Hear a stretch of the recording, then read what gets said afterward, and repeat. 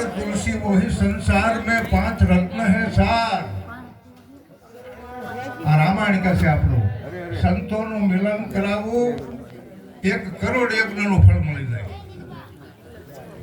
कितना संत मिलन को जाइए तुझी महान मोह अभिमान जूजू पाव आगे धरो यज्ञ कोटि समान। तो आज हीराराम महाराजे आ गजगंगा ने बोलावी અને સંતોના ચરણ પગલા પોતાના ગ્રસ્તાશ્રમ ઘરની અંદર પડાવવા આ મનની કલ્પના બહુ સાચી છે।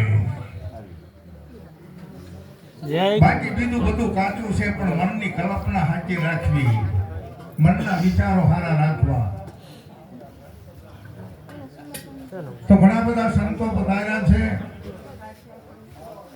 સુરસિંહભાઈ મહારાજ કોરલા છે, શ્રી ગોરધનદાસજી મહારાજ મિસ્યાવાળા છે, તેમજ દોધઈથી દેવારામ મહારાજ પધાર્યા છે, અમારે ચવારથી જીવનરામ મહારાજ તેમજ મહેશરામ મહારાજ પધાર્યા છે। આ બધા અધિકારી સંતો છે અને જેમના સાનિધ્યની અંદર રહેવાથી આપણા મનની લોલપતા, આપણા મનનું અજ્ઞાન, આપણામાં બંધન આ સંતોના સંગમાં રહેવાથી છૂટી જાય છે। મારા બાપ સંતોનો સંગ કદાચ મરણ આવી જાય તો મૂકવાનો કેવા સંગ બ્રહ્મનિષ્ઠ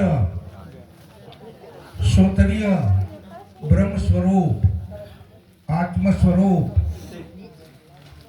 પોતાના ચિત્તવૃત્તિ નિર્મળ હોય, નામ રૂપને જેને મિથ્યા કરી ભજનમાં રહેતા હોય,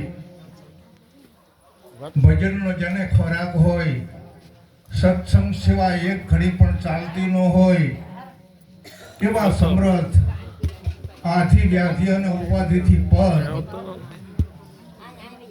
અને એવા નિષ્કલંક જેને કહેવામાં આવે પોતાના જ હૃદયની અંદર પધારેલા વિશ્વનો અખિલ બ્રહ્માંડનો જે પતિ એની ખોજમાં રહી અને પોતે દર્શન કરી અને પોતાનામાં મોજ કરતો હોય આવો સમર્થ બ્રહ્મ સ્વરૂપ સંત।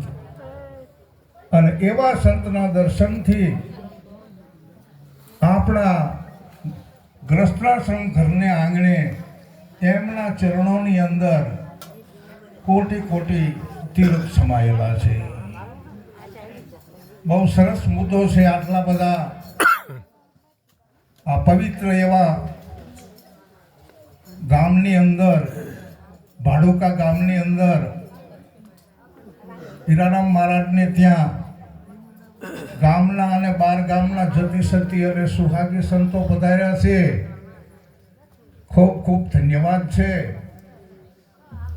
મારે એક એવા ભજનની રજૂઆત કરવી છે, પછી ઘણા બધા